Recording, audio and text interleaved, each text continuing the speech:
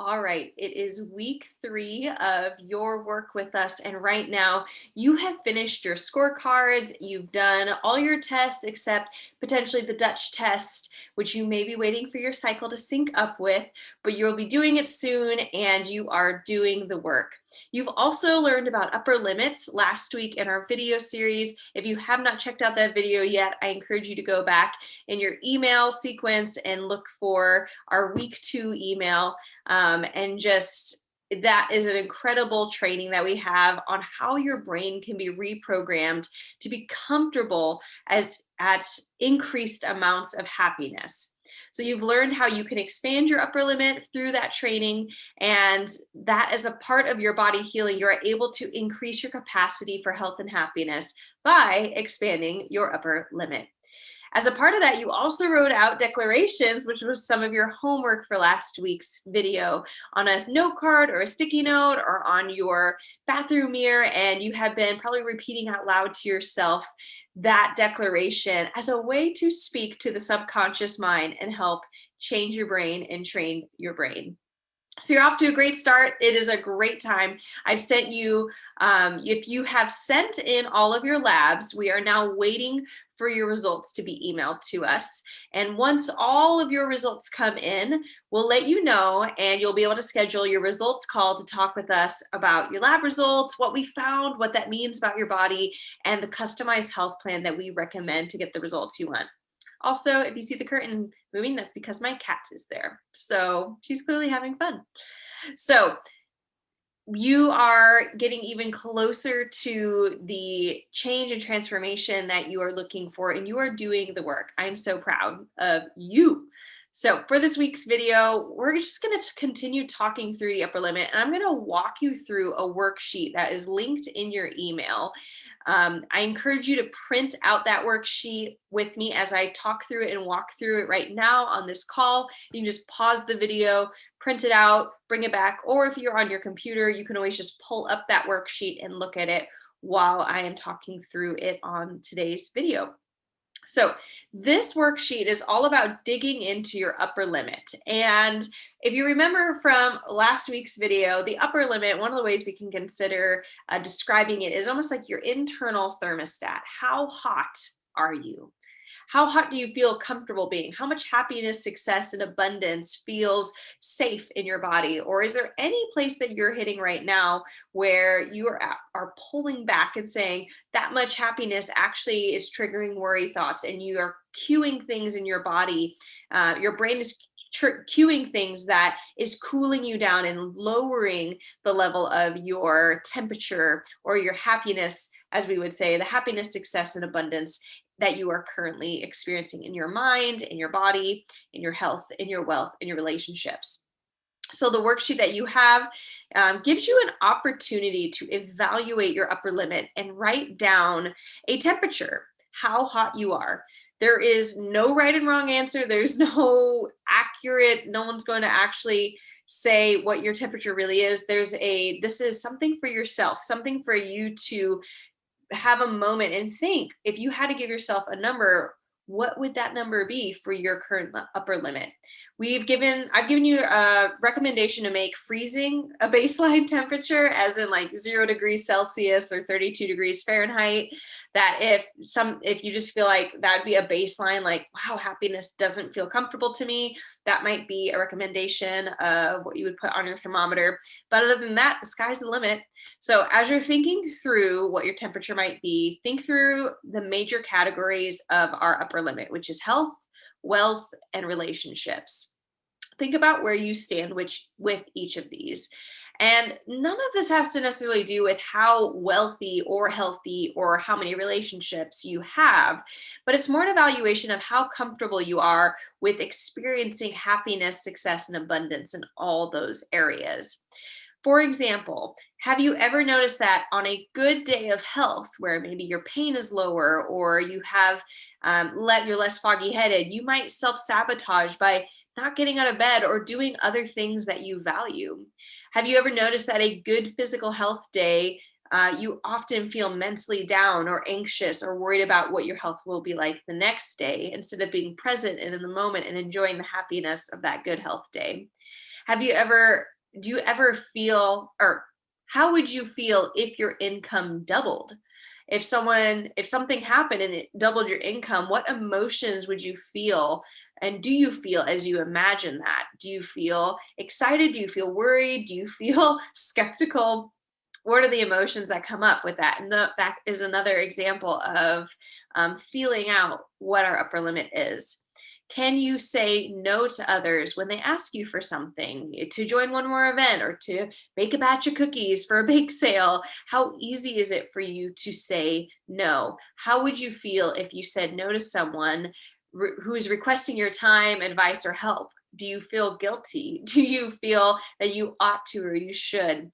Those are another sign of an upper limit, that not being able to say no and experience peace in your body after you say that. Do you feel you're able to ask others for help? That is another sign of, another factor of having relationally or satisfying relationships, and being able to ask others for help. And if you do ask someone for help, do you feel guilty? Do you feel bad for having asked? Or do you feel that you're able to engage and say thank you? Do you catch yourself saying I'm sorry a lot? Whether it's I'm sorry, could you help me? Or I'm sorry, I didn't do that. Or just I'm sorry for all of these things that are not related to what you're responsible for or even had control of. Those are another sign of just that dis-ease in relational satisfaction and where you stand with other people. Do you feel you never have enough money? Do you fear running out of money? Do you feel you never can spend and you always have to save because of being afraid of spending too much? Do you feel you want to save but somehow always end up spending and it's almost out of your control? Do you worry about money daily? Is it easier for you to do something kind or extravagant for someone else than it is for yourself?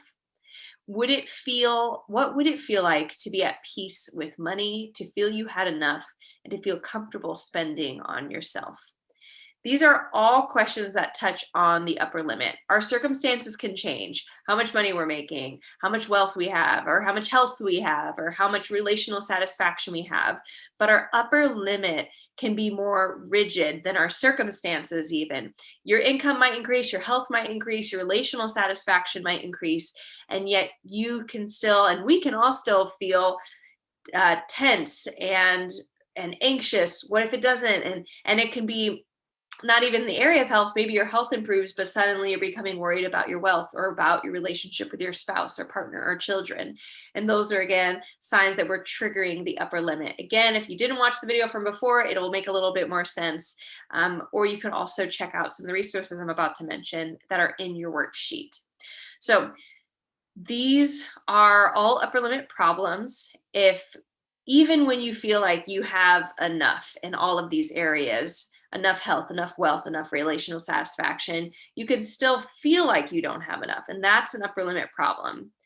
So when I first heard about the upper limit, I decided that I wanted to take what temperature I thought I was. And that is where this worksheet comes from. I actually recorded myself at a balmy 40 degrees. I decided 32 was baseline and 40 degrees is where I was hanging out at for my total overall upper limit of health, wealth, and relational satisfaction.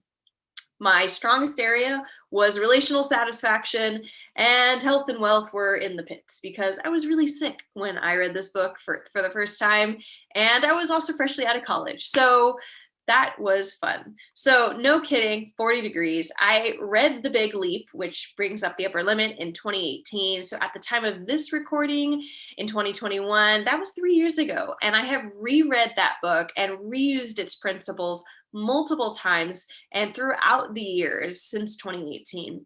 I've been breathing into joy, because we learned about how fear is excitement without the breath, and breathing when we feel positive emotions can help us integrate them and expand our upper limit. I've been working and practicing being generous with myself, giving myself time, or buying myself things that I really enjoy, even if not necessarily, don't even have to be expensive, just small things that I enjoy. And as of this recording, I would put my upper limit at 72. So I'm personally looking forward to hitting 80 or 90 or 100. the upper limit isn't limited. And according to Gay, there's no upper limit when we talk about temperature. That's where the metaphor breaks down. There's no upper limit to your upper limit. You can continue to expand and feel enabled to enjoy these things, everything from vacation to retirement to a raise, all these things, and increased health, which is why we're doing this, because your health is about to improve over the next 6 months. You're going to see major changes in your health, and we don't want you triggering your upper limit as you're getting healthier and then seeing other things go wrong, or feeling anxious or fearful. So we're attacking fear head on. This is how we're going to be working with overcoming fear and healing through this worksheet. So I'm going to let you now go and do your own worksheet. The first page is where you can write your current upper limit temperature. The second page breaks down your upper limit and allows you to evaluate where you are in strongest in terms of your health, your wealth, or your relational satisfaction upper limit, and where you feel you need to grow the most. And the last page includes tactics and resources for expanding your upper limit. This includes books that I've used and found are great on growing specific parts of your upper limit, recommended by category via health, wealth, or relational satisfaction. They are phenomenal books. I've read them myself. I found them incredibly helpful and just zeroing in certain parts of my overall feelings of happiness, success, and abundance in my body. And again, without needing to be a millionaire or the next Bill Gates or the next Joanna Gaines, if you know who she is. These are all things that we're allowed to feel right now where we're at, and continue to expand ourselves right now where we're at, even though health and healing are on the way. I'm so excited for you to dig into that worksheet and continue on another week of your healing journey. We'll see you next week.